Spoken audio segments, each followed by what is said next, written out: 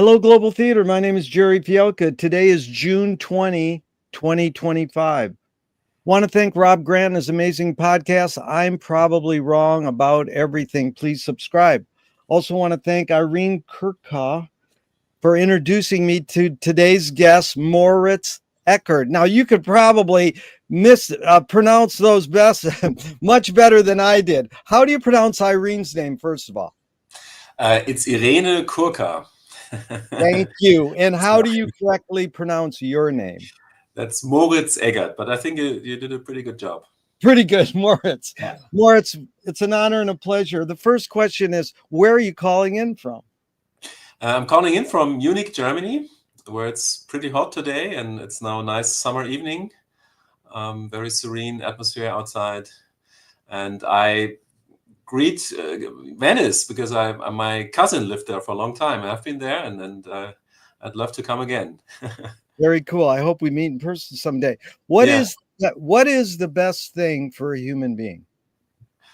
To be creative, I think. And in many ways, as you can understand creativity, I think having children is creative, painting a picture is creative, making music is creative, thinking of a story for your children at bedtime is creative.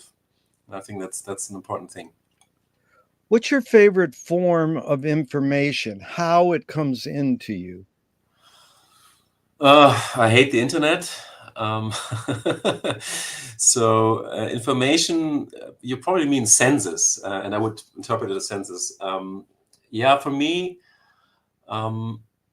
I think the start of my musical career or how I perceived music was listening, putting my ear on when I was a kid. I was driving with a car with my mother, and she was always driving back and forth between two cities because she was working in one and we were living in another.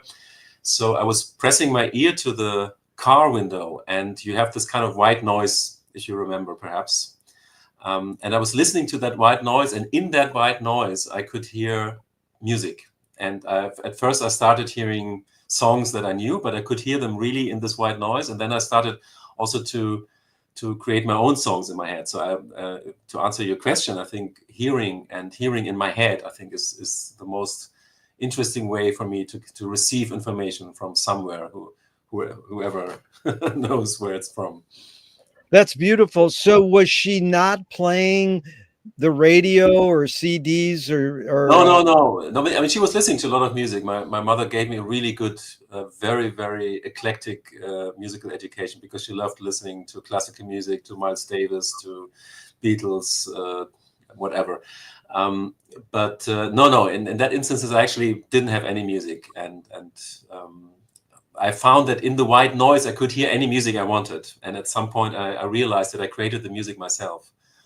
And it's amazing. It's a really smart move. Your mom was very smart there because Twyla Tharp, is one of the greatest dancers in the world, and all the big hotshot composers go, could you dance to my music? David Byrne and Philip Glass and everybody. And most people don't know the first 5 years or something of her dance troupe, no music. Yeah. So that's being without was very smart. Okay, but you weren't without. You were pulling it out of not a source of like pre-recorded time based. Yeah. Okay, so why do you think humans collect or gather information? Yeah, I'm a collector myself. I have this tendency to collect things if I'm interested in something. I think it's trying to make sense of the world, to bring things into some kind of order. I think that goes back to Stone Ages. You can find how they collected things. They were burying their dead. They were collecting the things that belonged to the dead, and they put it with the dead because they probably strove to find some kind of order in the chaos that is life. And I think that's a very unique human trait. I see animals interacting with the world in very beautiful ways. I love Animal Kingdom, but this tendency to order things I think is a very human thing, and that was. But do you think it is more innate in us or more invented by us? I have no idea. I guess, I mean, everything we do is somehow innate, you know, it comes from somewhere, it comes from our genes, it comes from our history. I think we're very often victim to these kind of urges that we have. But some of these urges are very mysterious. I think the urge to, yeah, to do things that transcend our lives and transcend our existence on this planet. I mean, this urge is very strange, and it comes from somewhere. And I'm not a very religious person, but I do believe in some kind of spiritual, meaning of everything. So it comes from somewhere, I guess. Yeah. Do thoughts create emotions? I think it's a process that both parts are important. I think thoughts do create emotions. We can get stuck in thoughts that create emotions. We can be bored, we can be angry, and that comes from thinking about something. Perhaps you could think of something that angers you, and immediately you feel the emotion anger. Yeah, but also, of course, things that happen to us create emotions. We experience fear, we experience love because we're suddenly struck by the beauty of a person that we meet, and all these things. I mean, this is I think it's a mutual process. Yes, indeed. A lot of these questions, is it more this or more that? Well, of course it's both, and it depends, but I'm glad you suss it out. And please feel comfortable with saying I can't answer that or I don't know. I welcome that. I welcome tangents, stories, anecdotes. In other words, I know, Gerry. Yeah. I really love unexpected questions. For me, it's the most fun to sit on a podium or to give a talk, or whatever, and have really crazy questions. I think that's something that I really, really enjoy. So please go ahead. Yeah. So, but you get it. We're here to have fun. So fill in the blank. I don't know what I think until I. Oh, that's a good question. I don't know what I think until I ponder the meaning of life. Yeah. That's the all-encompassing. Like McLuhan says, I don't know what I think until I say it. Joan Didion says, I don't know what I think until I write it. But I have a good anecdote, though. I mean, a good analogy. The German language, and it's quite complicated, even for Germans. Germans struggle with it. And we have this strange thing that we have articles for things and places, whatever. And it's very illogical. No? Sometimes it's die, so it's the female article. Sometimes it's the male article. Sometimes it's a neutral article. And we say the moon, for example, is male in German. The sun is female. It's the other way around in English, I know. But with objects, it's very weird. I could say die Flasche. It's female. I have the bottle, yeah. But it could also be der Bleistift. It's the pen, but it's male for some reason. So linguists found out that sometimes in German, because you have to say the article first, that sometimes Germans tend to say the article, but they don't know yet what word they will use. They might struggle to find a word, and they say die, and then find the correct word which fits to die. But they don't know before they say the word die, So that there must be something. I mean, I know that neurologists are always fascinated in what comes first, intent or the action. And it's still a mystery, I think. And sometimes it might be that the intent is actually before it actually neurologically registers, it's there.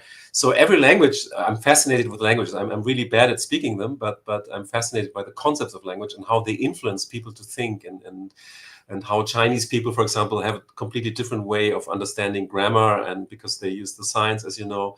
And it's a different way of thinking, and it certainly influences the way we think. And there's probably something. How do English-speaking people think? How do German-speaking people think? I think there's a difference.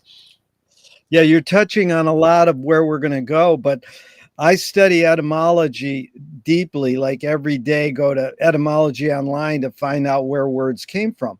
Yeah. And we think all words are made up. You said there's no rhyme or reason. Well, nothing in language has rhyme or reason. It's all made up. But we think because someone sat in an office and go, this word came from this.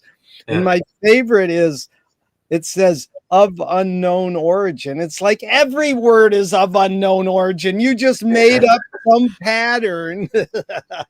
Yeah. Or it's like, you'll love this being a musician and composer. I Yeah. asked Charlie Hayden, the great bass player, Yeah. what's that song you play in the middle of that Ornette Coleman song? It's some old hillbilly song. He goes, that's old Joe Clark. I goes, oh, who wrote it? He goes, nobody wrote it. No, that's a beautiful concept because somebody wrote it, but they didn't go, I'm going to take the publishing, because eventually someone copyrights the arrangement and they think they're the writer. Yeah. It's the same with Waters of March. It goes back so far, they don't know who wrote it. Yeah, but I think, Gerry, this is a beautiful thing because it gives us connection to some ancient people that we don't know. We don't probably even know the name of the Yeah. people, and they use these words, and somebody invented it, made it up, as you say. Yeah. And there's a bridge to our time, and we don't know these people. We don't know who it was. It doesn't matter. And for me as a composer, I mean, Greensleeves, the famous song, but nobody really knows where it comes from. Yeah, it's an ancient song. It might be older than medieval times. We don't know. Yeah. But I would love. It would be the greatest pleasure of my life to be the composer of such a song. I don't mind if nobody knows my name in 1,000 years. But if people would sing a song that I invented, and there would be this bridge over the centuries, that would be giving me great joy. Really, I mean it. Yeah, it's not vanity or anything. Just passing on something that is enjoyed by people in the future. I don't care if they know me. It doesn't matter. Just giving something. I think that's beautiful. No, that is beautiful. The longevity of art. It transcends time.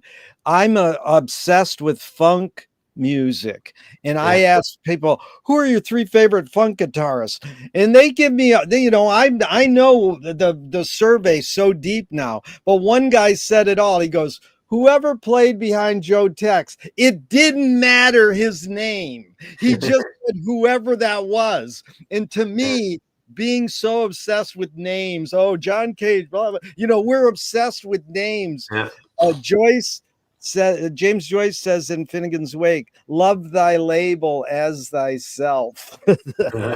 And you're a beautiful person. I've read and listened to your interviews over the last 2 days, and I'm amazed at how deep and good grounded a person you are, and you proved it right there. It doesn't matter if I get any residuals, just if they keep singing the song. It's an amazing aspiration, and that's beautiful. So let's see. I don't know what I think until you said ponder about the meaning of life. I wanted to tell you this. This one woman told me, I don't know what I think until I ran about it for 30 minutes. So I loved your answer. Then can humans think without language?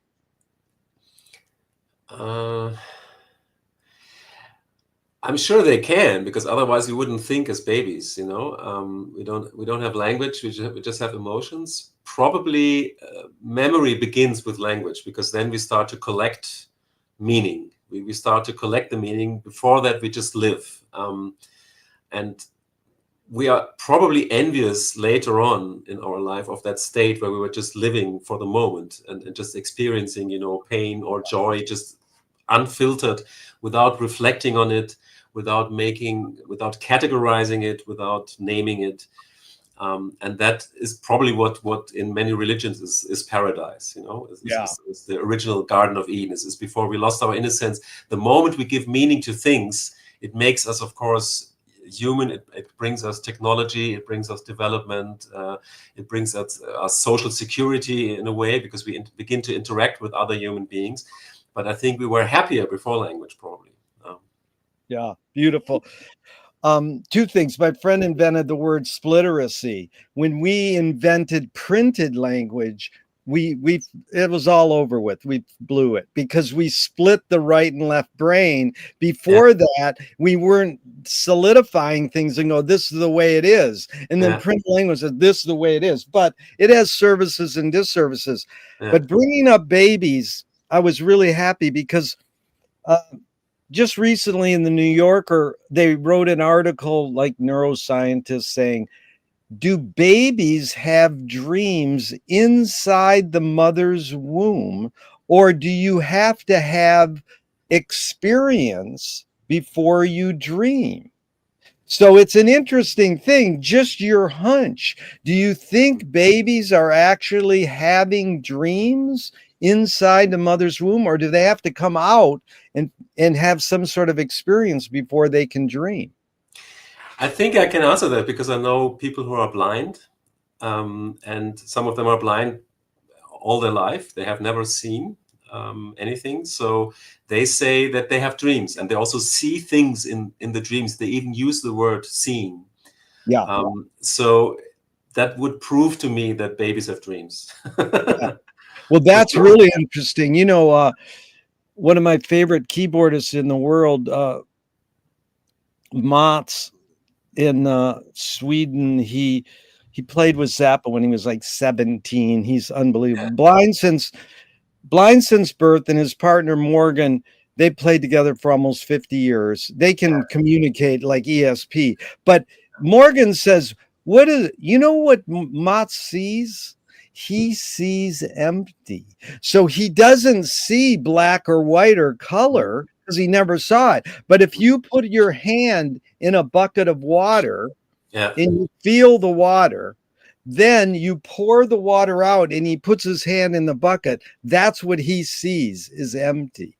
yeah, So I don't know if that's a good way to describe it, but I always thought, that kind of gets, because Frank Lloyd Wright's mom put pictures of buildings up in the room when she was pregnant because she wanted him to become an architect.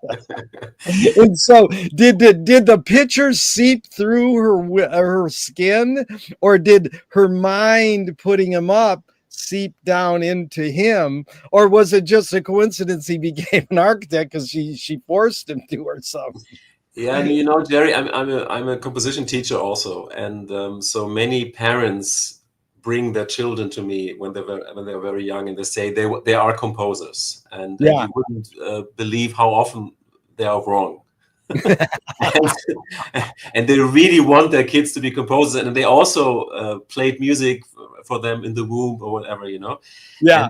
And the story with Frank Lloyd Wright, I think, just is the typical story where it worked. The mother had this wish and he became an architect, but we don't know about the 99,000 other children who didn't become famous architects like Frank Lloyd Wright.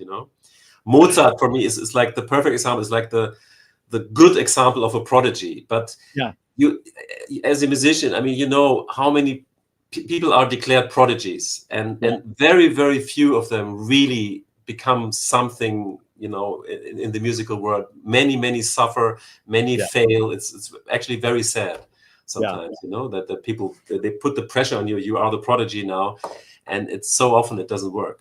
Yeah. Well, Chomsky says language is not just words. It's a culture, it's a tradition, a unification of community, a whole history that creates what a community is. What do you do when language doesn't work? When language breaks down, what do you do? I write music for sure. I think that's the main reason for the existence of music, is to express things where words fail. Yeah. And that's I think the beauty of it, the mystery of it, and that's why we do it. And when I analyze compositions with my students, I very often use words that I would actually use to describe language, because I find that music has a grammar. It's a very complex grammar because it's culturally associated. It has to do with the history of where the music came from and so on. But inside this context, the music has a grammar. It has also words. It has meanings, but you cannot translate them into another language. It's very difficult to talk about it, but we all feel that there is something, because we perceive music very similar to like we perceive a language. If we speak, we use a string of words, and these words each have a different meaning, but we then put all these words in one context. We perceive a sentence, for example, or a series of sentences, and that has a meaning. So we jump from one recognition to the next recognition period.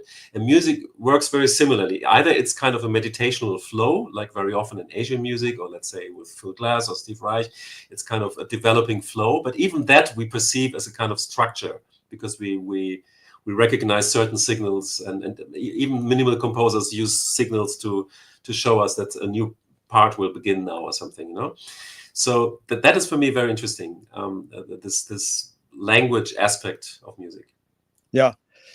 Yeah, Frank Zappa called Steve Reich and Philip Glass and all those guys Looperama music.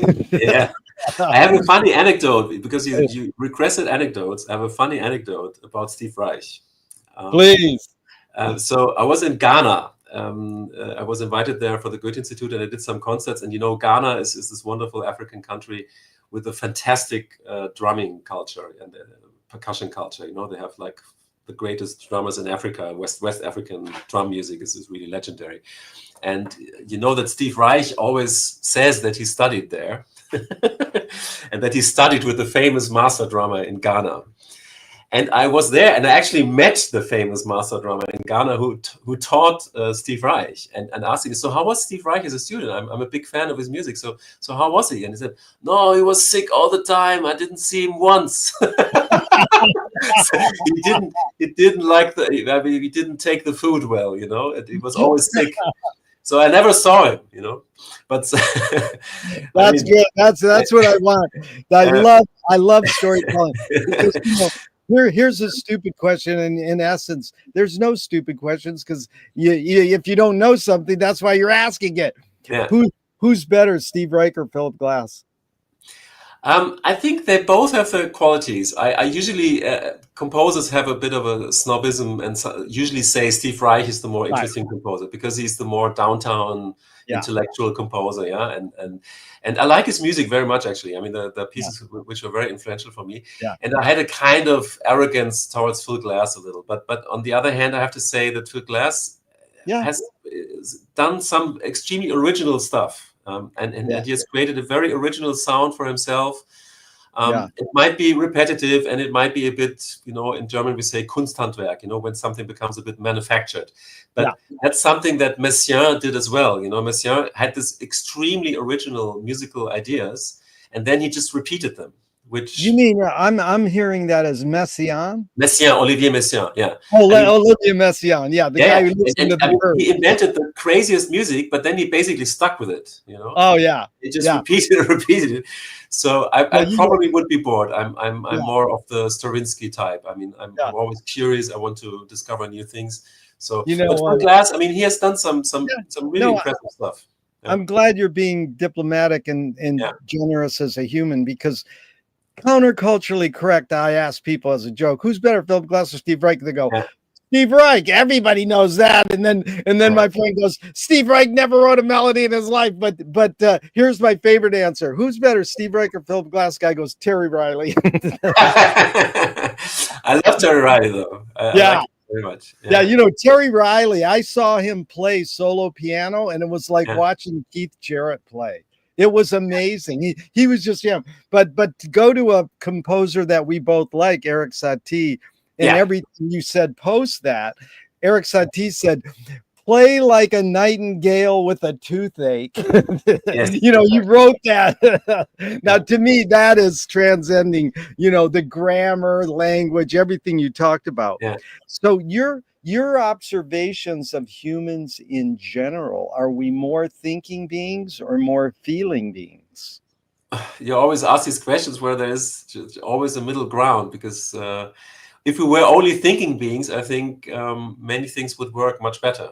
And we're feeling all the time, and that's the problem, but it also gives us the energy to think. So I think the feelings fuel the thinking. But the thinking fucks up the feelings, if I may say. Wow. I missed the feelings do what to the thinking? they fuck up No, the no, the other way around. What you said, I thought you said pure. The the no, thinking, the feelings give up the energy to think. But then right? if we start to think, then it muddles and Yeah, confuses our no, yeah. feelings. That's what. Because Bridget Bardot says, when I make love, I don't think. And I'm like, good luck. How do you turn your brain off? And then people who meditate go, Yeah, okay, now think about not thinking. And then there's a car on my street with a bumper sticker that says, don't believe everything you think. And I'm like, well, you could say, don't believe everything you feel. So we invented these words, yeah, feeling and thinking, so we think we can separate them, but we can't. They're so interconnected, yeah. you know? But I love thinking. Actually, I think it's Yeah, great. You know, yeah, for me, it's very difficult to. I mean, I try to, of course, to. We all know that it's good to be in the moment and to enjoy yeah. nature and and I can do that. But very often, I mean, you know that probably as well. I mean, most artistic people know that feeling. You're in a party. And it's great. All your friends are there. Everybody's in a good mood, and suddenly you start to think, and suddenly you become really depressed, and you think of all the suffering in the world, and Right, you're not in the mood to dance anymore. And there's no reason for it, you know. It's just right, because you started to think, right. and it's yeah. Well, But this is two from Alan Turing in the 50s. yeah, One is thinking a function of the soul? yeah. If you believe in a soul, I'm not so sure. You know, the soul might also be just a concept that we just don't understand really. Yeah. So difficult to say. No. The second Turing question is, can machines think? I'm pretty sure they're starting to think right now, and they will surprise us with more thinking very soon. Do I'm you yeah. do you more pursue happiness or more pursue meaning? That's also a difficult question because meaning gives me happiness. Yeah, Yeah. If I do something where I have the feeling it means something, and it doesn't matter if it's a composition or if I tell a joke to a friend or something, that all of that could be meaningful. And if I do something meaningful, it makes me happy. Meaningful could also mean that I swim or run forever, and that is meaning for me. It's intention. I think intention is the good word. Yeah. yeah, that's what I'm also for changing the words or saying, here's a new word I would use instead of that word, because Yeah. I got the question from Man's Search for Meaning, the book by Viktor Frankl. He Yeah. says meaning tends to last and happiness doesn't tend to last. What do you Yeah. think of that? I think it's true. Yeah, Yeah. Yeah. And once you found meaning, it's continuous happiness. It can yeah, recreate happiness. I mean, every composition is in a way a search for meaning, a search for meaning in white noise, as I described it. And once you have found that meaning, you can enjoy it again and again, and it will make you happy again and again. yeah. Yeah, that's our airworm, man. I love it. When I get that song in my head and I'm riding my bike, Yeah. it's just like, all right, it just keeps the going. Yeah. Okay, does the brain more detect consciousness or create it? Like, is consciousness there bubbling away and we're more so detecting it or more so creating it? Yeah, I think we try, as I said before, we try to decipher everything. We try to give it meaning, to understand it. So that is first, I think. Yeah, I think that's the impulse. We cannot even imagine how it feels to be not. I mean, to be a being that doesn't look for meaning. Yeah, We can. I mean, we were that probably when we were infants, and then we don't remember that time, and that's the reason why we don't remember it. Once we found meaning, once we started to decipher the world, memory sets in, yeah, and then we cannot go back to that Garden of Eden or whatever. yeah, But the thing is, once I found that meaning, for me, the biggest horror, the biggest fear of death is not death itself or that things have to end, but that suddenly all this meaning would be lost, and yeah. it's not about me or about my soul or whatever, but it's just that, it's like switching something off and then there's nothing there anymore. That for me is the biggest fear. You know. Yeah, that's I love amazing. meaning. I would just be curious, you know. I would really enjoy to be a ghost, you know, just to see how Yeah. the world proceeds, what humans do for crazy things, because I'm just immensely curious. And the curiosity is, of course, connected to the meaning, Yeah. and the mystery of existence, where we just don't understand so many of these things. And I think it's beautiful that we don't understand them, Yeah. because this gives us our drive. If you Yeah. knew everything, then I think it would be pretty boring. Yeah. That's a couple things, you know. Bob Dylan learned from the Bible. Don't tell anyone everything you know. If me and you met at a cocktail party, I would go, I want to tell you everything I know, and I want you to tell me everything you know.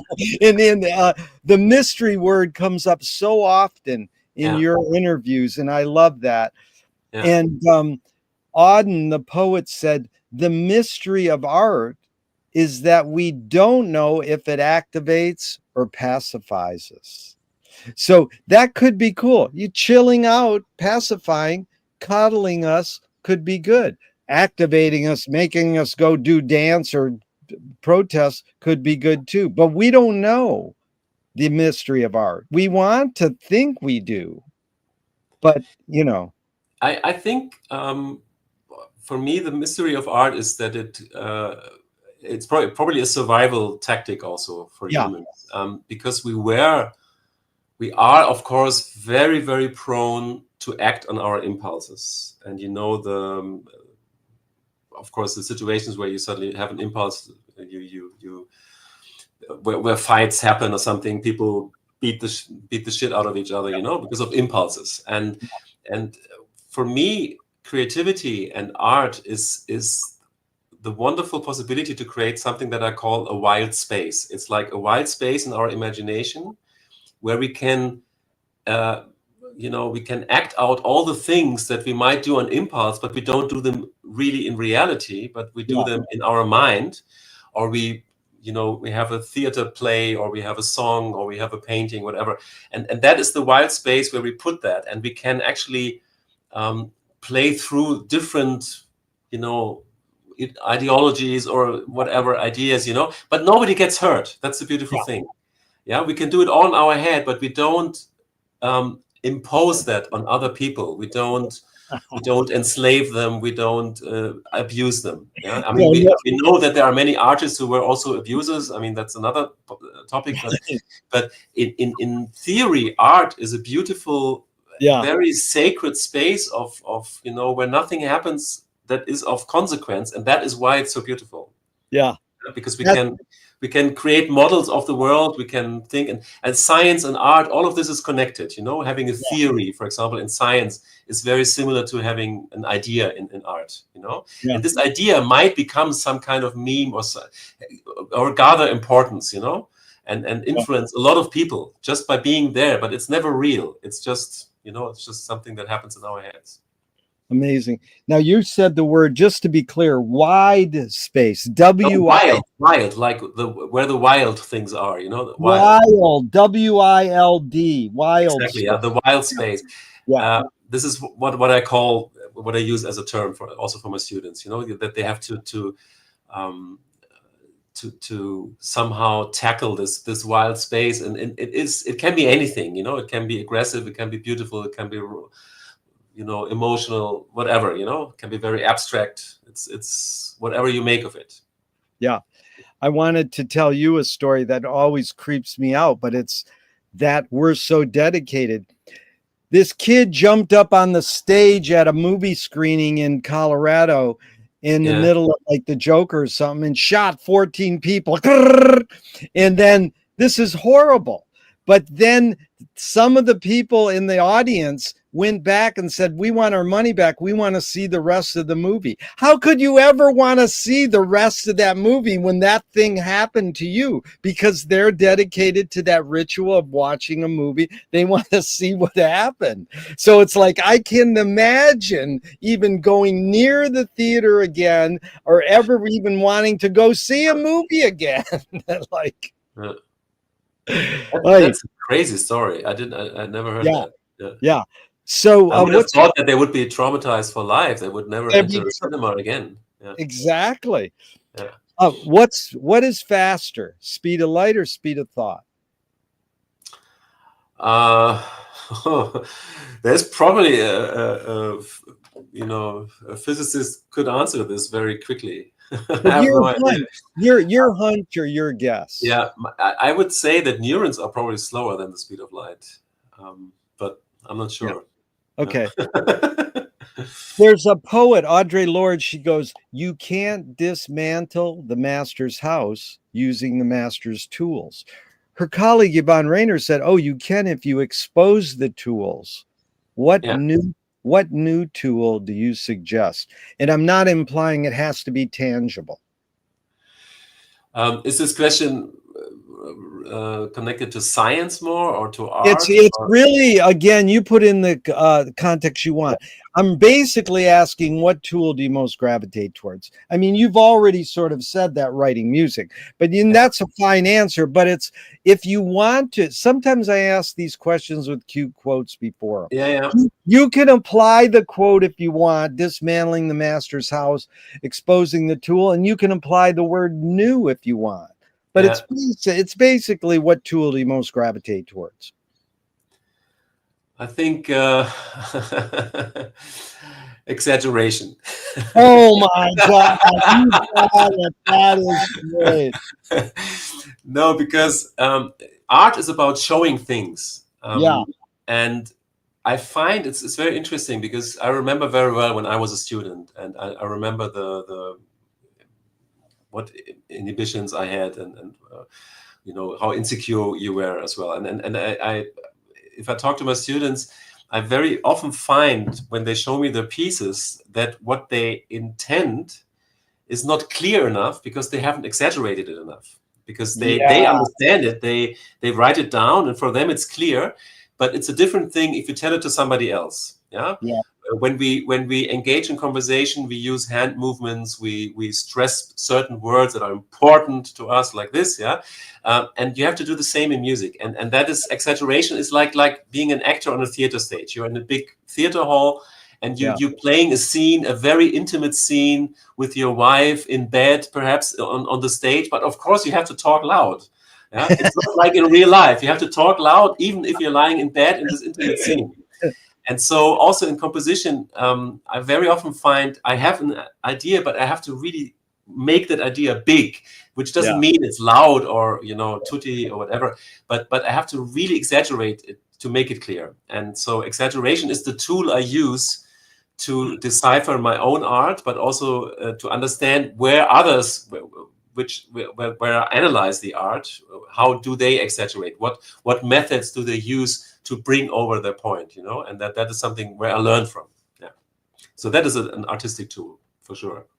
Dude, you're my hero, man. That is so much up my brain. It had to come out. It's like my inner came out, and I really appreciate it, because it evokes Billy Wilder, who's a German who made it big in Hollywood.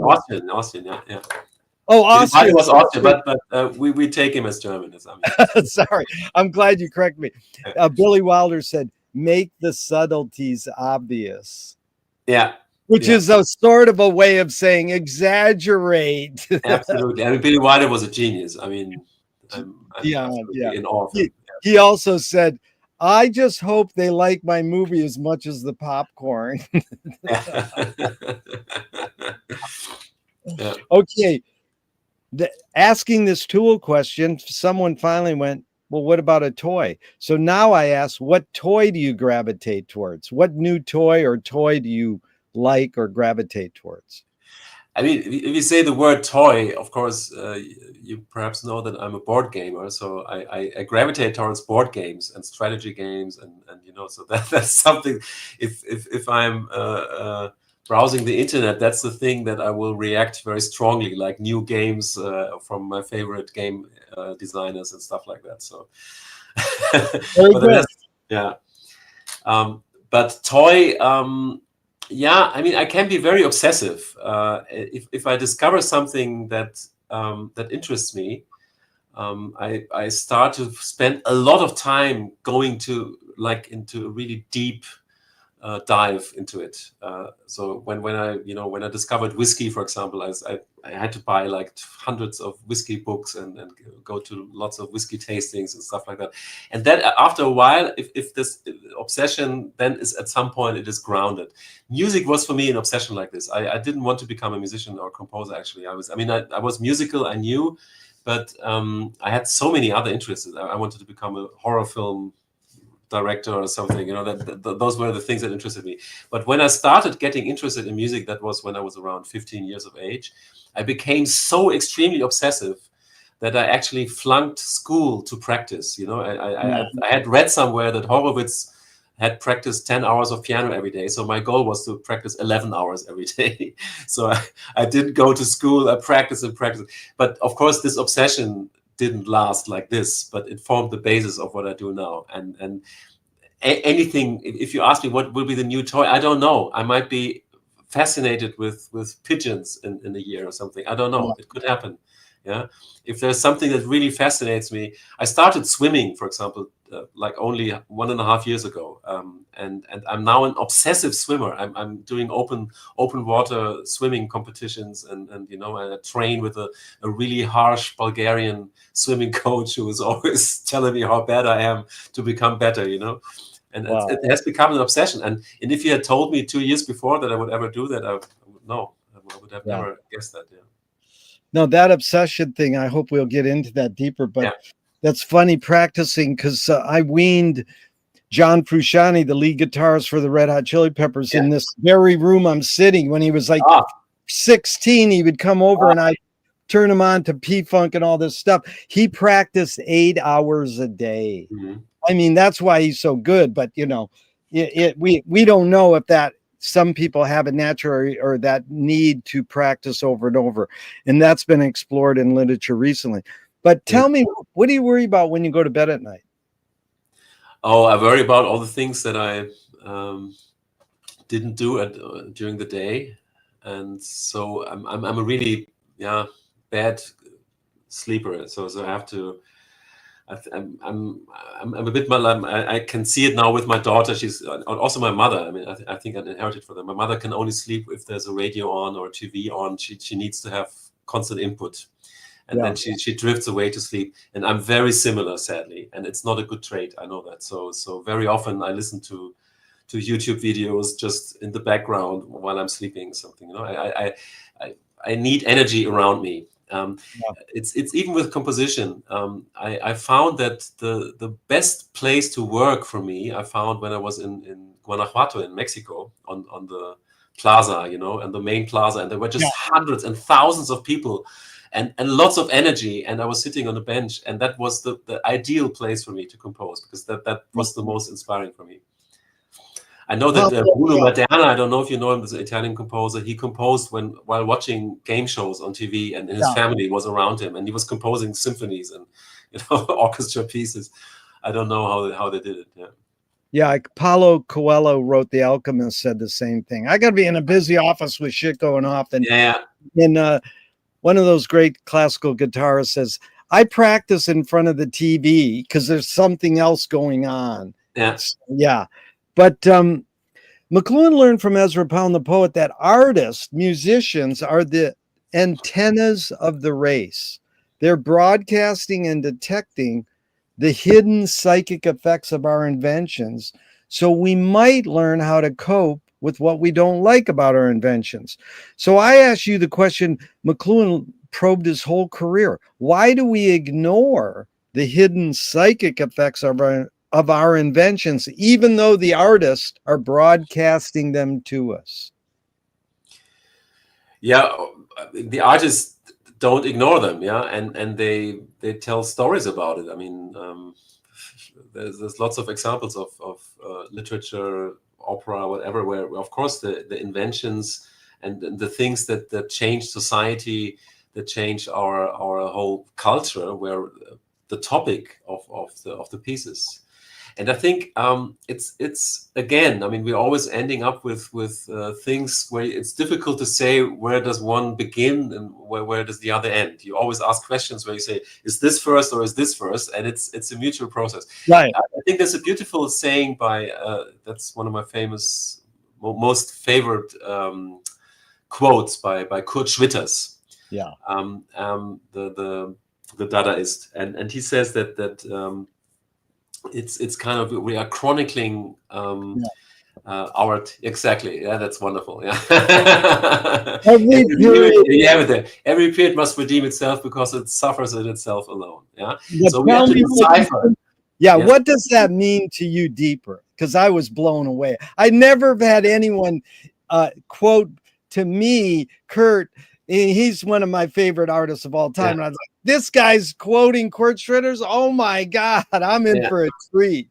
Yeah, no, I love Kurt Schwitters. No, I think we were, another term I use is like we are like the chroniclers. Is that a correct word? Chroniclers of emotions, of feelings, yeah.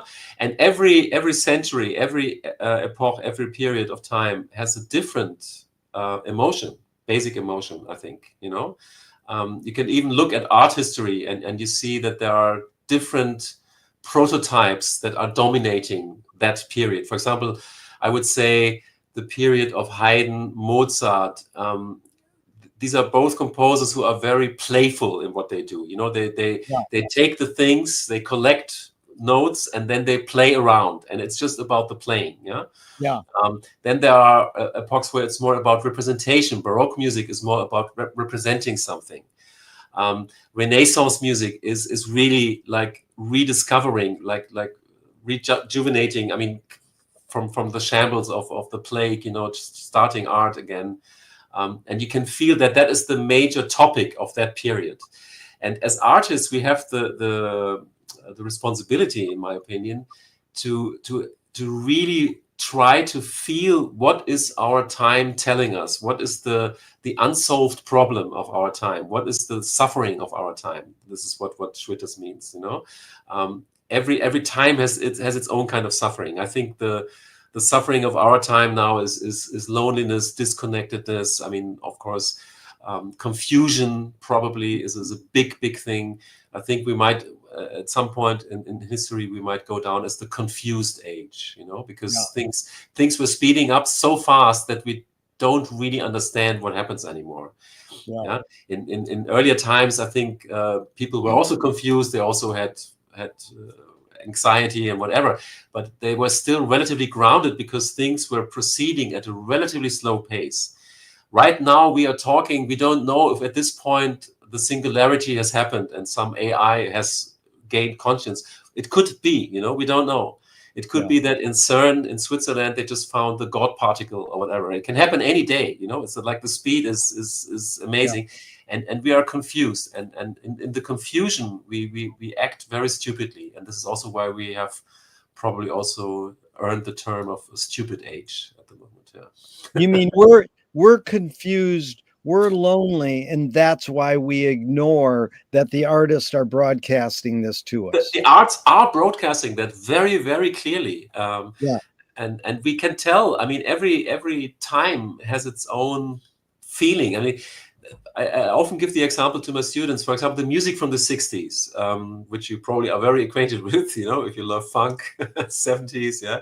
So if you played to me a piece from a contemporary composer from that time, or you play to me an excerpt of a solo of Jimi Hendrix or a Beatles song or whatever, these might be very different, even different countries from where the music comes from, and you can tell it's from the 60s. Yeah, there is some unifying feeling of this art, even it's popular art or it's intellectual art, whatever. It's somehow connected with something. Of course, in every age you have artists which are ahead, 20, 30, 40 years. They feel something that has not yet emerged, but they already know it and they write about it, but nobody understands it. Yeah. Or you might have artists that look more backwards and they decipher something that has not been understood. Yeah. So that's the beautiful thing about it, you know. It's So beautiful. It's well, I heard the word zeitgeist, that they're zeitgeist. tapping into the zeitgeist. But it also reminded me of Yngwie Malmsteen was just doing Paganini by turning up the guitar really loud. Was Yeah. he really doing anything different? But your guy, I think you're fond of, is Keith Emerson. Yes, I'm very fond of Keith Emerson. Yeah, I wasn't love he? He was sort of doing the Ingve trick. He was just picking up on. I mean, I never studied Keith's main influence, but it had to be one of these classical pianists that played a lot of notes.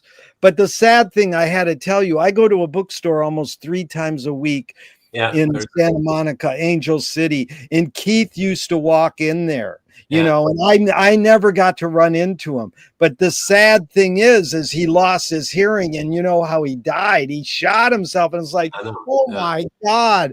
But yeah, Kim Fowley, who's this really scummy rock and roll guy in a lot of ways, but he wrote an adaptation of a classical music piece that Keith Emerson kind of made a hit. I yeah, forgot the name of it, but it is this amazing thing that you're talking about. But that was what the artists are tapping into, is that zeitgeist. But yeah, then why does the consumer ignore that the artists are telling us something about these hidden psychic effects? These that yeah. they're telling us, maybe not the solution, but they're kind of. I always use the example of their Toto in The Wizard of Oz. The Mm. artists are pulling the curtain back and revealing what's really happening. They're not necessarily telling you what to do. They're just saying, look, that's Yeah. what's really happening. Why do the consumer, the listener, ignore the message? Yeah, I think the answer lies in the word consumer, because consumer is not what art is for. You know, the Right. consuming is surviving from day to day. It's Yeah. consumerism is companies that survive by selling things.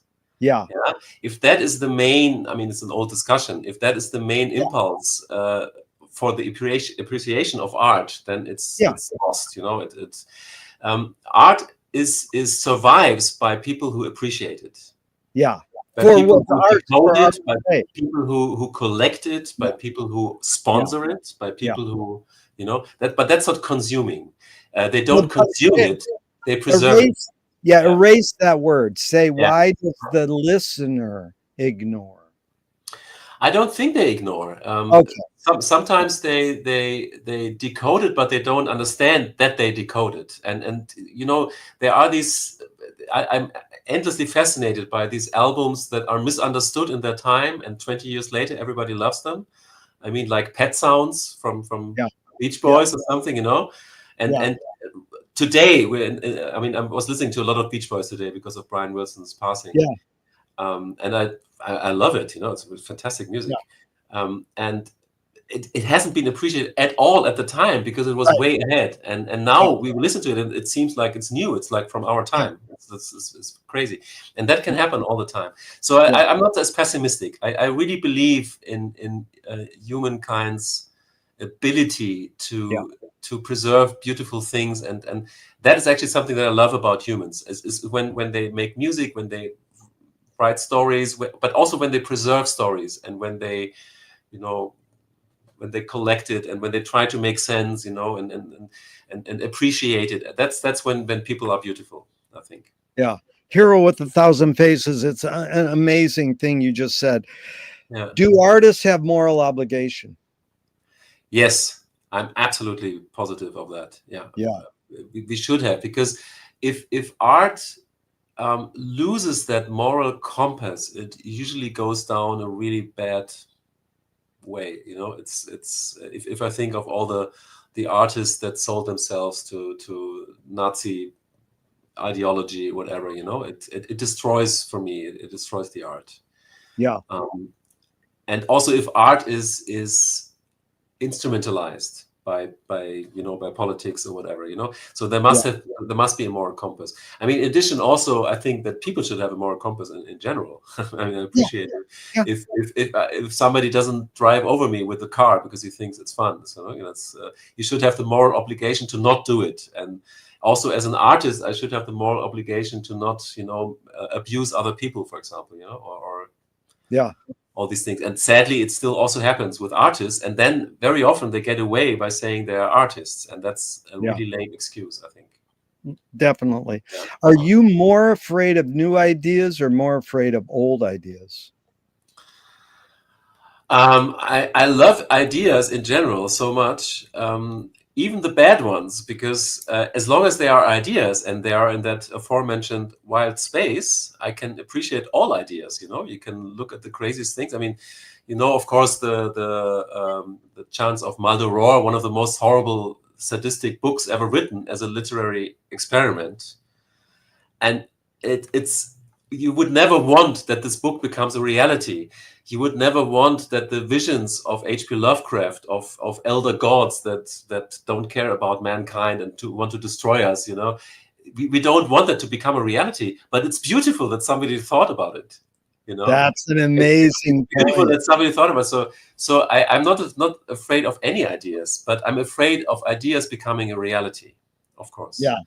And I'm afraid of both old and new ideas that become a reality, because they can become a bad reality. You're a comprehensivist. You get the big picture. I really appreciate this, because I wanted to tell you the two quotes that I got that question from. One is one of your guys, and I think my guy too, John Cage. I can't understand why people are frightened of new ideas. I'm frightened of the old ones. Yeah. Now I know that quote, of course. Yeah. And then, this one, Charles Kettery. People are very open-minded about new things, just as long as they're exactly like the old ones. Exactly. Yeah. But this is something that of course, like all composers and all musicians that try to do new things. The frustration that there is, and you said it correctly, there are a lot of people who are they're not interested in new ideas at all. Yeah. And for them, music is something like, like the burger joint where they just get the same food again and again and again. And I just would get sick of it. I would just, okay, I've eaten burgers for 20 days in a row now. I want something else, and I don't mind what. I just want to encounter something. And I also don't mind listening to music that I don't like, because also that teaches me something, when I was younger, I was extremely blasé, and I said, this is good music, this is bad music. But the older I got, the more tolerant I become to listening to any kind of music, because it will always teach me something, even if I don't like it. And of course, we all know that we listen to music and hate it, and 10 years later we love it because we suddenly understand it. So yeah. Well, you have a quote in one of your interviews: tradition is never the enemy, only the traditional. And I'm curious if that reflects my line I learned from a friend.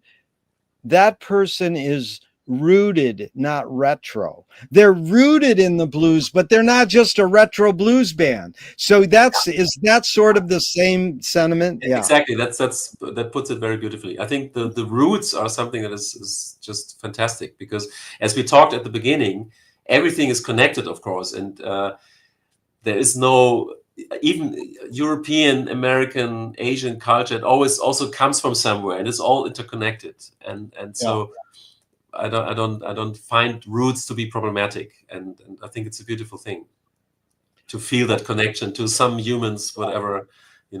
We have our roots in some Stone Age people who banged some rocks, or whistled on a bone, and these are our roots. Why is that bad? Well, have you ever seen the Spike Jonze video?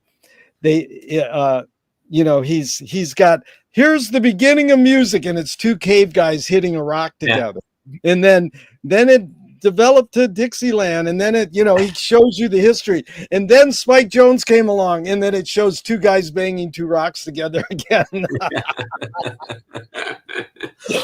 It's classic.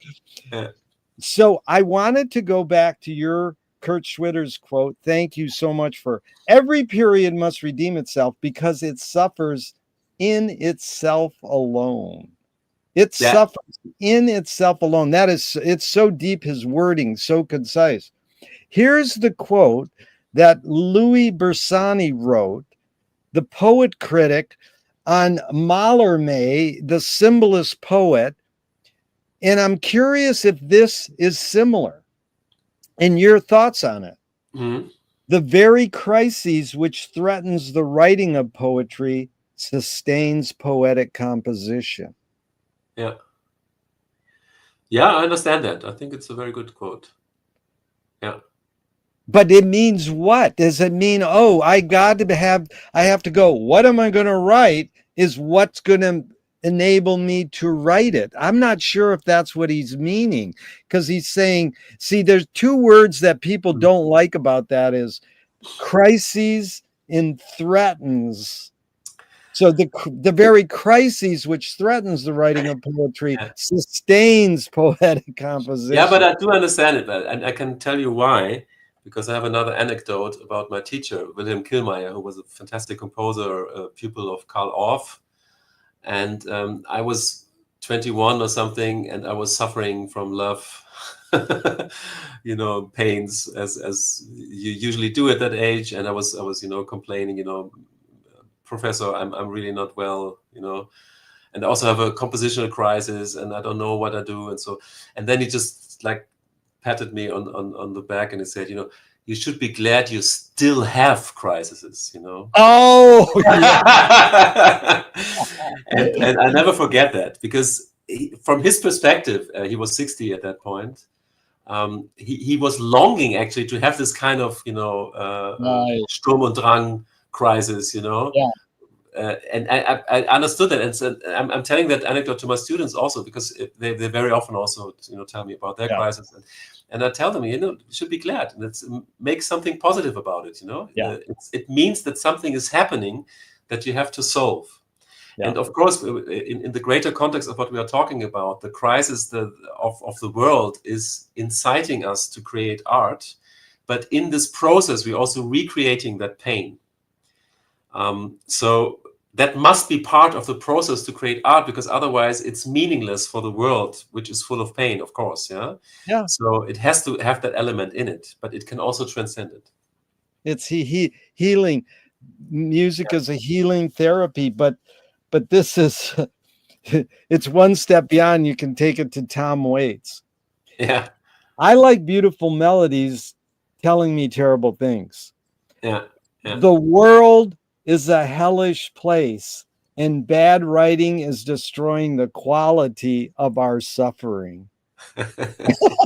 like you have quality to your suffering, so then it's like I imagine a lot of the people you teach are spoiled rich kids, and they're like, oh, I can't write anything. But that is the main thing McLuhan learned from James Joyce Finnegan's Wake, is that you can turn a breakdown into a breakthrough. You can turn a rejection into a redirection. Exactly. So the epitome was the Iggy Pop said, my band was so bad imitating the Rolling Stones, we invented punk rock. Yeah. And I love these kind of stories when something was attempted and it failed, and something great came out of it. Yeah. My favorite example in music history is, for example, Schubert. Schubert tried to imitate Beethoven, who was his god, and he failed miserably in every aspect. But what he created by failing was as beautiful as Beethoven. Yeah, and perhaps sometimes even more beautiful. Did he get the acclamations that he deserved, or after he died they realized? Schubert, no, he didn't get any accolades. He was completely. Yeah, that's the thing. But he failed, and there are other examples. I mean, also Schumann tried to be like Bach. He was his Bach Wottenseil, but he failed, but in an interesting way. Yeah. And my favorite outsider band, of course, you know them, the Shags. Oh my God! Yeah. And I just showed it to my students the other day. I love how they attempt, their father, as you know, he tried to create this girl band, and he gave this completely unmusical daughters, he gave them instruments, and they had to rehearse every day in the barn. And something strange came out of it that couldn't have been created by any other person on this planet.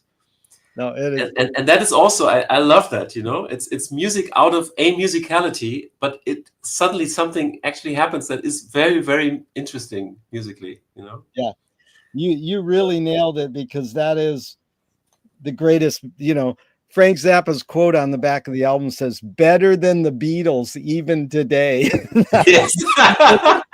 and then Carla Bley, Elvis Costello, they all go, "I wish my music could be as pure as the Shags." I love the Shags because there's so many great stories. They used to play their high school dances and kids would throw Coke cans at them, but they kept playing.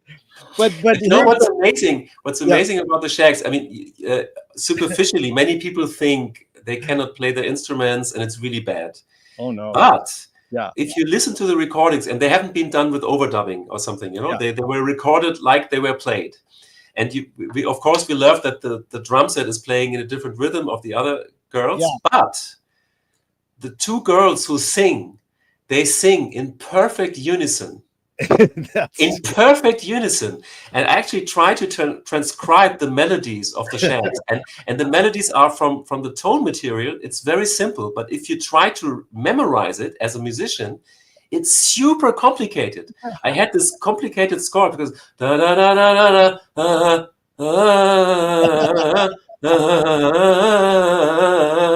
These are the melodies, but they sing it in unison, so they must know what they do, because otherwise it would be just chaos. But they sing it in unison, and this tells me that they rehearse these songs forever.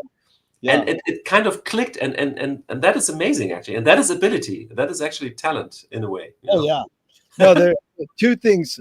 But were you just singing "Who Are Parents"? Yeah, I mean, all the songs have the same. No, "Who Are Parents" is that's just one of my. That's the one I usually. "Who Are Parents" is fantastic. Yeah, it is. But here's the story. Yeah, I mean, you probably know all this.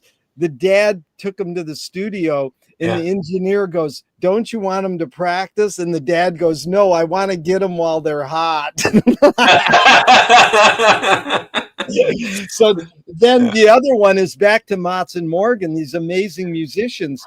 When Morgan came to LA, and he heard Zappa praising the Shags. He goes, "Can you play it for me?" I was, "Of course." And he listened. And he goes, "Does the drummer think she has a groove, or is she purposely playing bad?" I says, "Dude, she thinks she has a groove, and that's the beauty of it." I think the drum set solo at My Pal Foot Foot. Yeah, the song, I think it's one of the greatest drum solos in the history of music. I think it comes close to Sly Stone's bass riffs, where you just say, this is monumental. This is the best bass line ever created. Well, all praise Sly, because he just died in Time. In Time. If you haven't listened to that song, In Time is the use of a drum machine with a real drummer. And Miles freaked out. He played that song over and over for his band members, saying, "That's what I want to do." Yeah. Great. So, do you have? Can you conjure up your earliest memory ever, or one of them? Yeah, I can conjure it up because it's very untypical of me. As a kid, I was, for some strange reason, obsessed with cars. And I could read from a very early age on. And I remember walking down the street with my mom and some of her friends, and I was reading the number plates to my mom, and also saying what kind of car that was. And I think I must have been 3 or something. Wow. And I had this obsession with cars, and then I lost that obsession completely. Wow. I don't even have a driver's license, like Frank Zappa. Yeah, but do you think you got this trait, let's call it a trait, of being obsessive more from the way your parents raised you, or more on your own? What's the roots of that, do you think? whether it's cars or swimming or piano or what?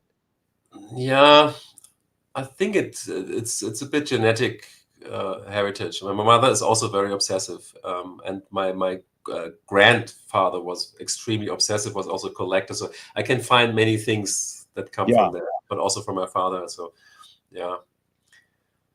Is memory more a curse or more a blessing?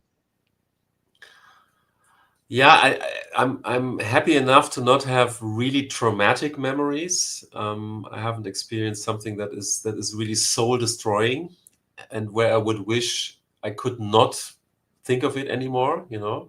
For some people, forgetting something is a blessing. But as I cherish my memories, I think it's wonderful to have them. I wouldn't want to lose them. But it might be different if I experience something that makes me extremely that breaks me, that could happen to any person. Yeah. Well, this could be an 8-part Netflix series, but I'm going to kind of skip the next 2 questions because you cover them so well in detail about your role models growing up and your influences. So I'll refer people to some of your other interviews that are amazing and they're really good. And so I'll just jump to this. Did your parents raise you a particular religion? No, my mother is completely atheistic, and she even refused to have me christened. So I'm not evangelical or Catholic or whatever. Do you My pray? it's I just wanted to continue because I basically grew up with my grandmother mostly because my I mother was see. raising me as a single mom. Yeah.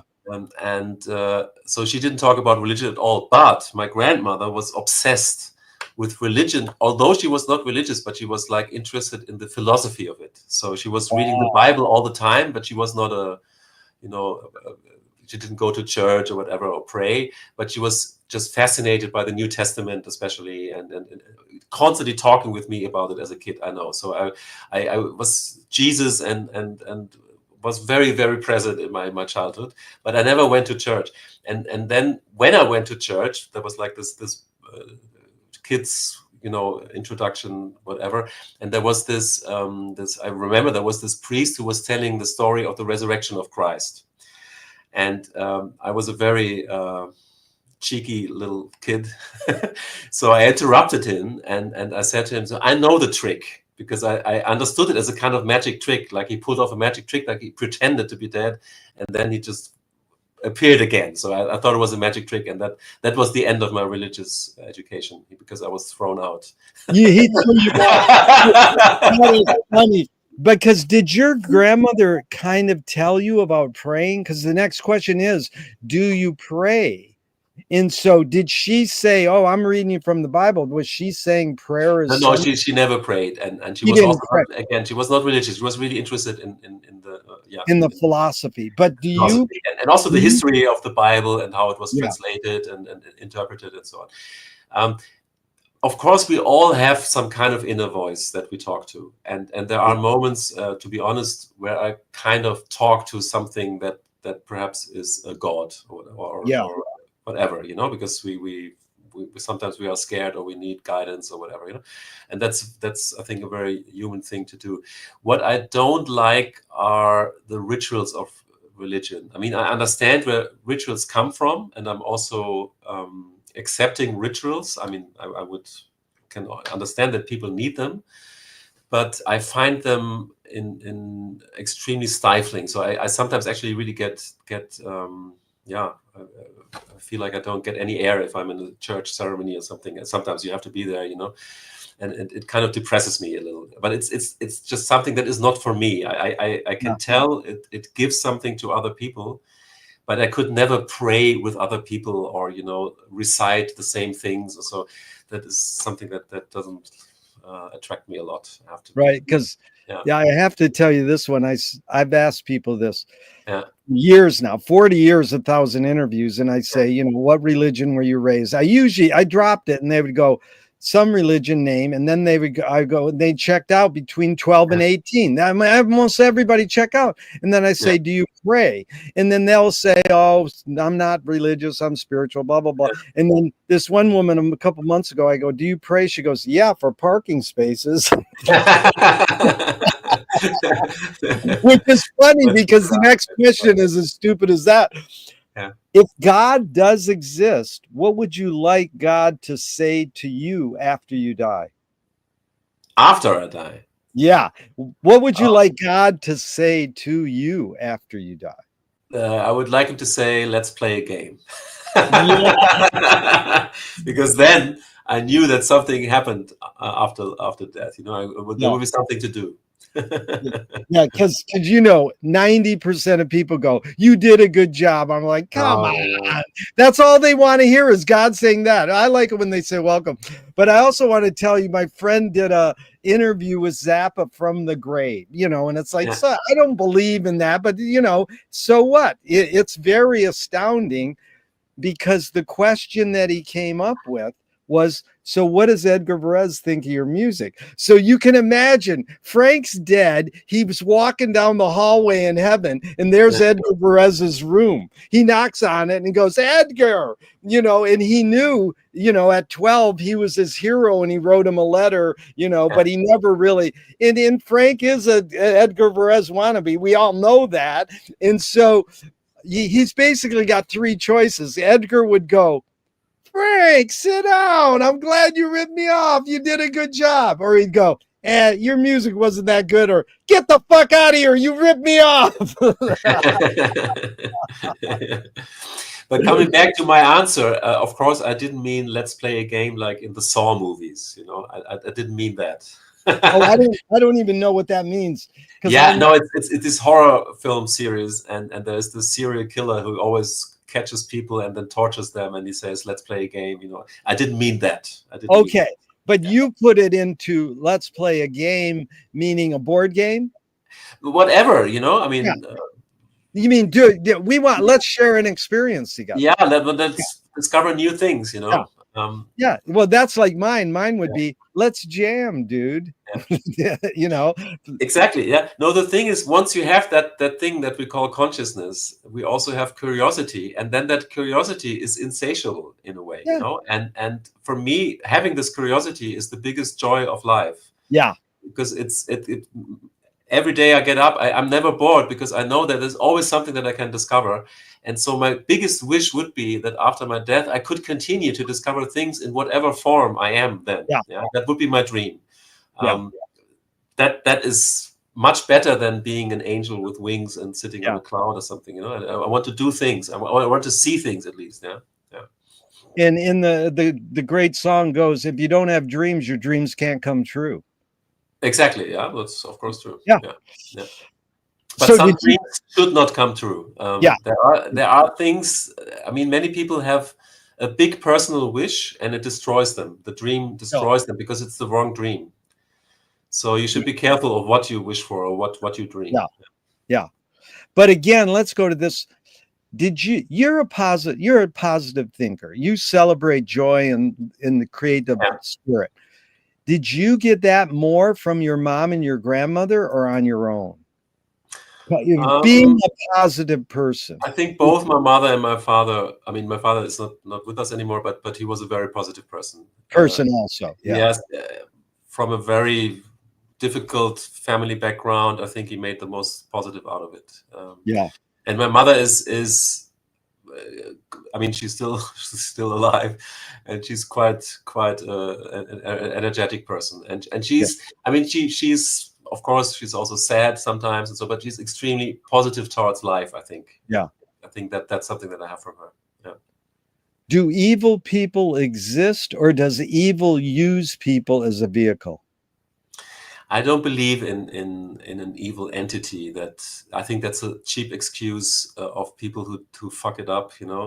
They say it's the devil made me do it or something. I don't believe in that. I think, but I also think, of course, that we are, as we talked about in the beginning, we are slaves of our genes, of our emotion, of our setup as biological beings.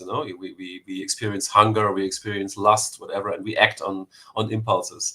But that should never be an excuse. I think even if that is the reason, we should learn to not use it as an excuse, because that's the only way to go for us humans. And of course, I do envision a positive future in which mankind is more benign, more loving, more, curious about the world instead of destroying the world, and to come there, I think we have to not use religion as an excuse, to not use a God as an excuse, to not use an ideology as an excuse, but to take full responsibility for everything that we do.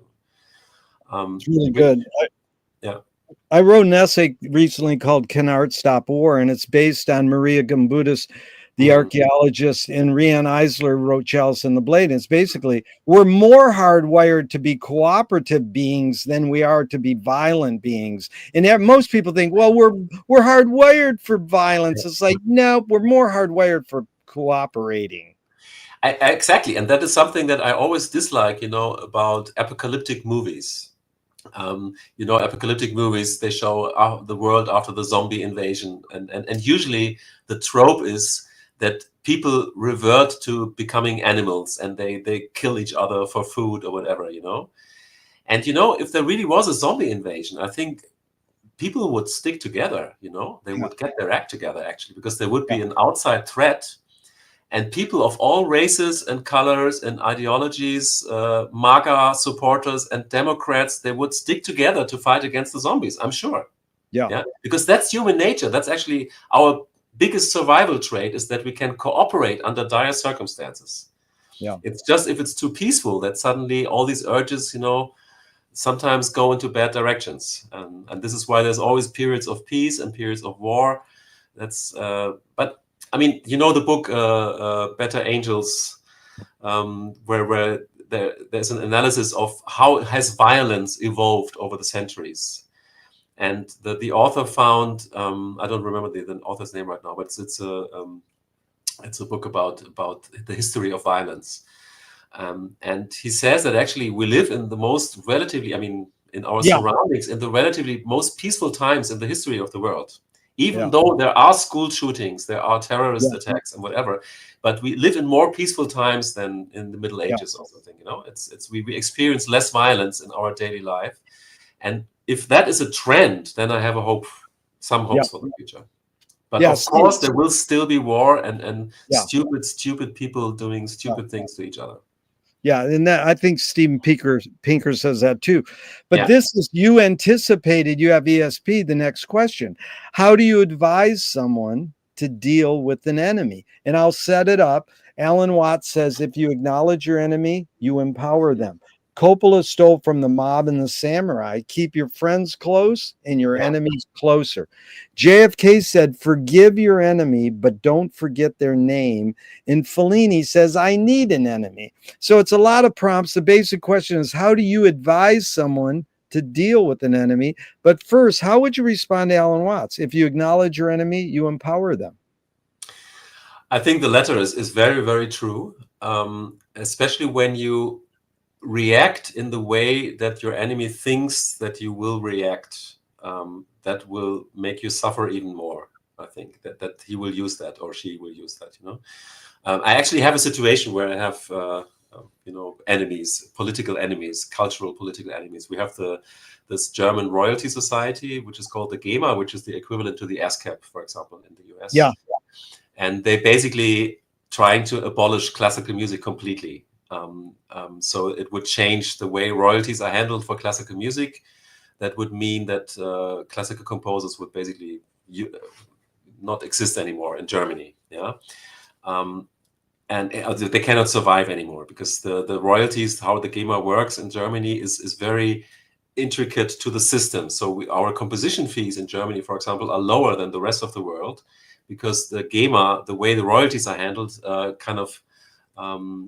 helps with that, So I have political battles at the moment, and what I try to do is, of course, not to get emotional, not to kind of take it to myself, and not feel any hate or any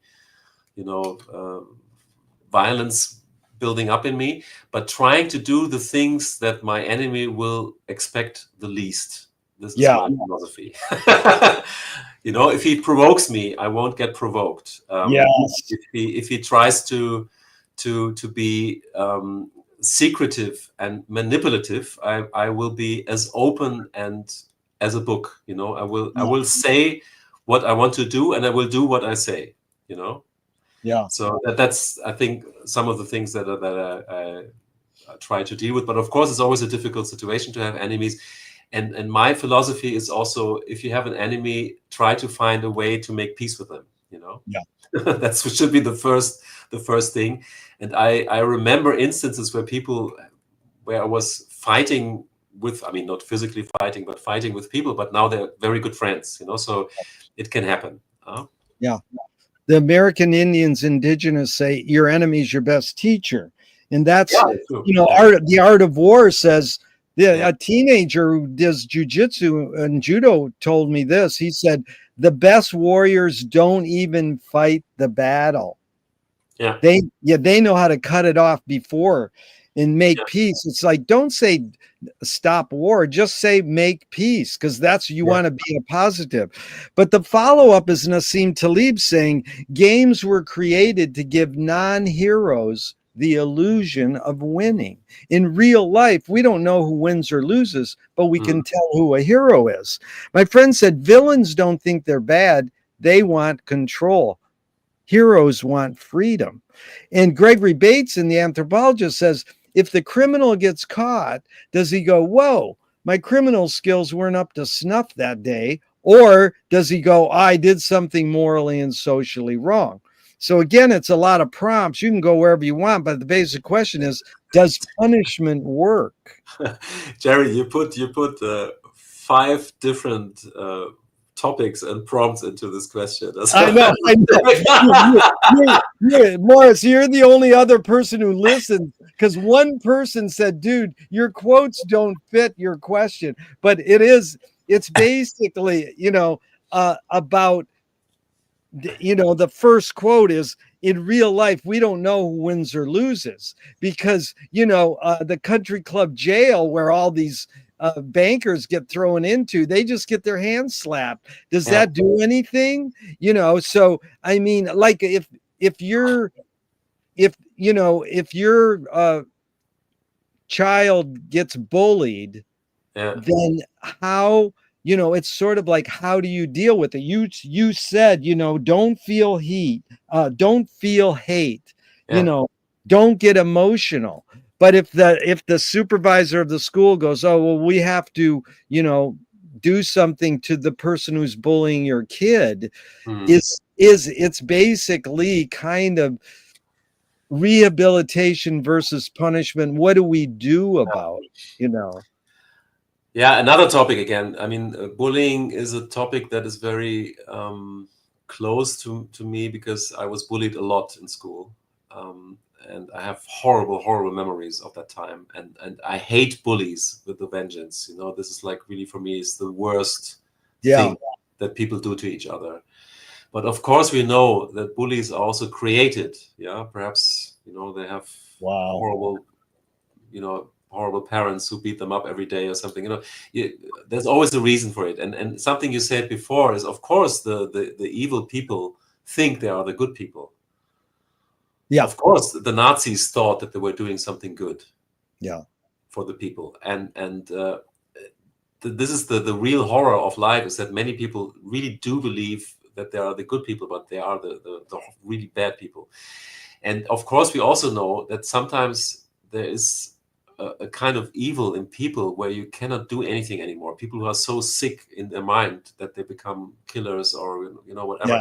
Yeah. And no punishment can ever make them into good people. But at the same time, we don't want to kill them, because that would be using the same the same evilness that they have. It's a really difficult question. Don't turn into your enemy. That's what I say. Yeah. I think we haven't solved that, really, because we haven't solved the human brain. We haven't solved how we work. And the thing is, if we know how we work, I'm not so sure if it's so good. I mean, there's, of course, Brave New World by Aldous Huxley, Yes. and Huxley describes it as a positive utopia.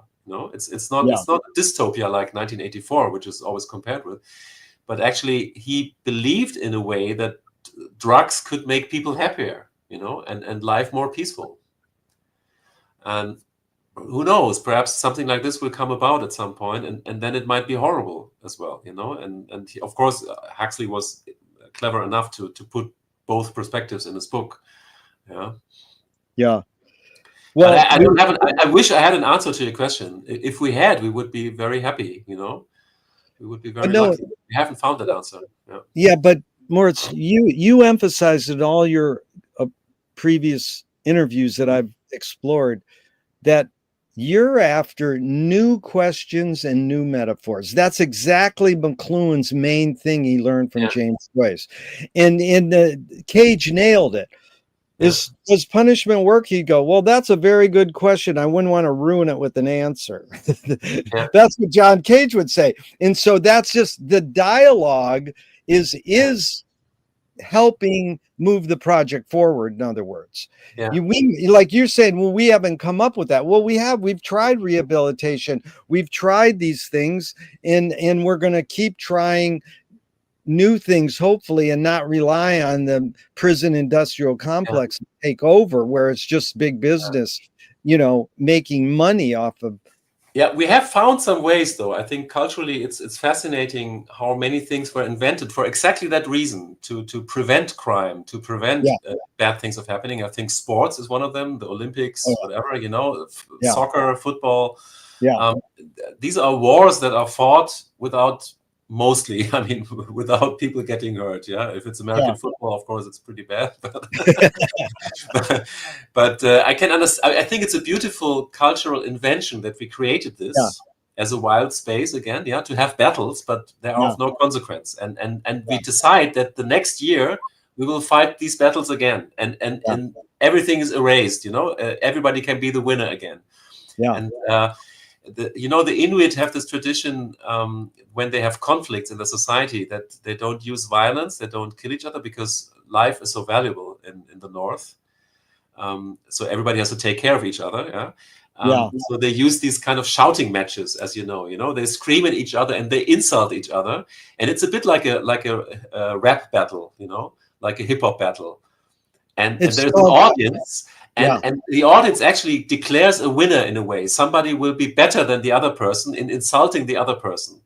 But after this shouting match is over, then the conflict is resolved, usually.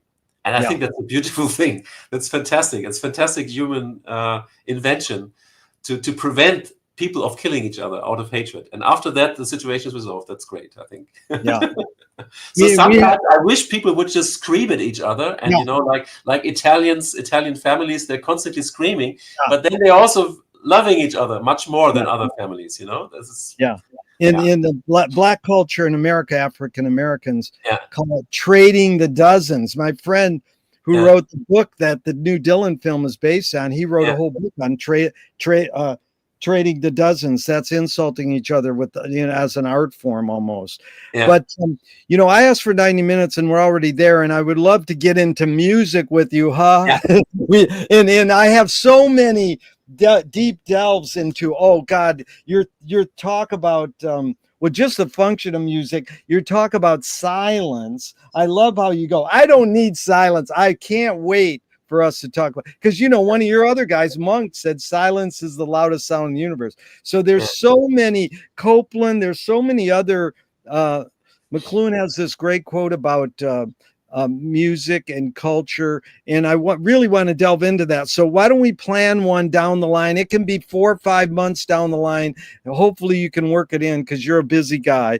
But if we could close out part 1 here with this question, because I know you bring up a lot how storytelling is a huge part, and that's the next question I'll ask you in part 2. But I figured we could do this one because you've touched on the word death and dying. This is Hollis Frampton, experimental filmmaker. Narrative narrative is born among the animal necessities of the spirit because we're waiting to die. Yeah. So my question is, can you forget to die? I mean, I constantly do forget to die, you know. Yeah. That's how I survive. Yeah. So far I'm successful. If I'm not successful anymore, we cannot talk anymore. Well, no, that's like we can, the guy gets to heaven, Yeah. and he's looking in, and he's not behind the pearly gates yet, and he's looking in. St. Pete's standing there, and he goes, "Oh, you got Zoom podcast in heaven?" And St. Pete goes, "That's all we got." And then if we both of us end up in hell, it's the same thing. The devil's there and goes, "You got Zoom podcast in hell?" And he goes, "That's all we got. So don't worry." It's like Paul Krasner says, "I only believe in reincarnation in one of my past lives." Yeah. But you know, just I mean, to perhaps find some kind of closing idea that we talk about, because we were talking Yes. a lot about religion, about hell and heaven, Yeah. and after death, and so on. And you asked me why you describe me as a positive person, and I hope I am most of the time. I try Yeah. to. Of course, sometimes I'm not positive at all, but it's something that I try, because of course it could be that all of existence is some kind of hell. I mean, that's a concept that's Yeah. you know, that many people, especially people who are prone to depression, for them Yeah. life might be hell, you know, and Yeah. there are many things that are really so horrific on this planet, and most of them are connected to humans. But also, even if we take the humans out of the equation, if we just look at the universe, and you know, suns exploding, meteors destroying planets, black holes and swallowing up, can happen anytime, you know. And it's so what is this? But if that is a kind of hell, then the only thing that you can do as a resistance to that is being optimistic and being, Yeah. you know, being humorous, laughing with your friends, doing beautiful things, enjoying music. And so this is the resistance. And perhaps that's our purpose, to kind of find that resistance. And it's so precious and it's so rare. We all know that the moments when we can enjoy something like our talk right now is so rare, because we are, you know, swamped with responsibilities and daily life and all these things. But every time we find this nugget of joy, this is an act of resistance. This is my belief. I really rejoice at your positiveness and for sharing your time with me. You really enlightened me, because Malraux, the French dude, said that the purpose of art was to transfer destiny into awareness. So, you know, you're much like Frank Zappa in that he said everything he does is music. So every interview was part of the big note.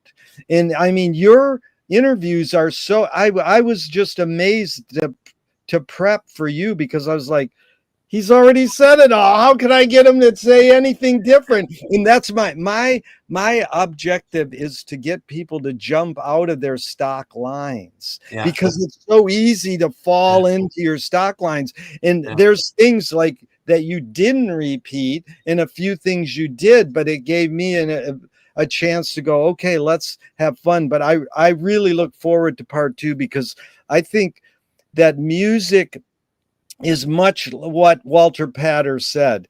All art aspires to the condition of music. You know, painting, poetry, architecture wishes it could be as cool as music. You know, and I want to tell you one more Frank Zappa thing in regards to church. Do you know this? He was a teenager, raised Italian Catholic, and he's watching the choir sing, and he's looking at the candles, and he notices that their breath is moving the flames.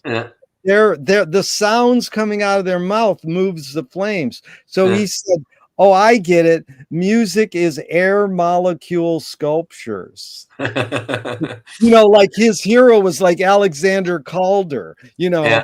Yeah, And yeah. when I saw your piece, One Man Band, I was like, oh my God, this guy is it. Because then you watch all these people doing your piece, and it's like that's the you go back to what you said earlier. You are living already because these kids are doing your piece, and it's amazing. It's just That brings me joy. Yeah. yeah, yeah. Because I have to ask you because I really want to get it. What's your take on Cecil Taylor? I love him actually. I Yeah, think it's he's done some of the most amazing piano work I've right. ever.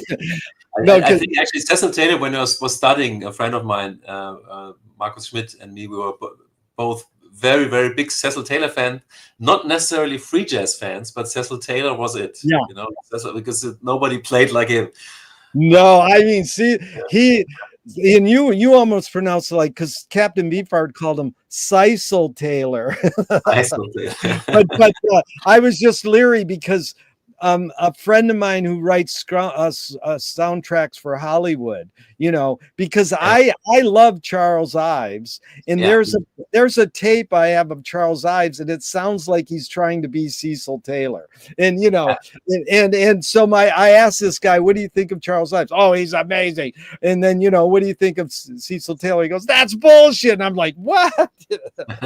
Because it is forming an aesthetic, yeah, and we all have our biases, yeah, and it doesn't mean it's endless where we could just drop names and talk, but I yeah, think the essence is that we're sort of like-minded in what is the function of music and how do you make the music, involve an instrument, and then what does the audience do with it?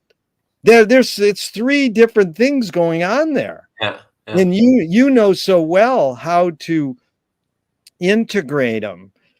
When you were tapping on that piano at the beginning of the piece, I was like, this guy, and then you rip into these fucking riffs like this guy knows both ends. It's And like next time I tell you how this piece was written, yeah, and what the it's like reasons were for it. it's like the Shags meet Keith Jarrett and Paganini's barbecue. Very good. Yeah. All right, Moritz, thank you so much. I'm going to hit the end broadcast button now, but I hope this never ends, and I mean it. I hope this never ends, and we can keep talking forever and ever. Thank That's you. very nice. So I enjoyed it very, very much. This was one of the most enjoyable interviews I ever did. Thank you so much. Very good.